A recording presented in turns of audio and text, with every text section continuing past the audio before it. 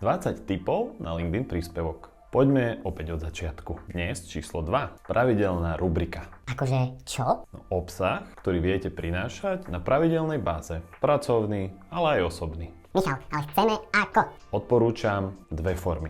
Karusel alebo fotky. Čo mi príde ako prvé na rozum? Pre inšpiráciu vás pošlem rovno na LinkedIn profil Viki Košovej, ktorá pravidelne tvorí rubriku Opravovňa, v ktorej sa svojim pozorným okom venuje pravopisu a gramatike vo veľmi príjemnej a častokrát zábavnej forme a priznávam, už veľakrát mi pomohla. Viki pracuje ako marketingová manažérka spoločnosti Colonnade, čo je vlastne poisťovňa. Toto je skvelý príklad, že sa nemusí vždy jednať len o vašu prácu. Ak chcete ale tvoriť rubriku prepojenú s vašou prácou, skvelé túto možnosť uchopila Adri Nadi Finta. V jej rubrike Jednokusovky od Adri vizuálnou formou komunikuje to, na čo je špecialistkou. Poradkyňa osobného a biznis štýlu.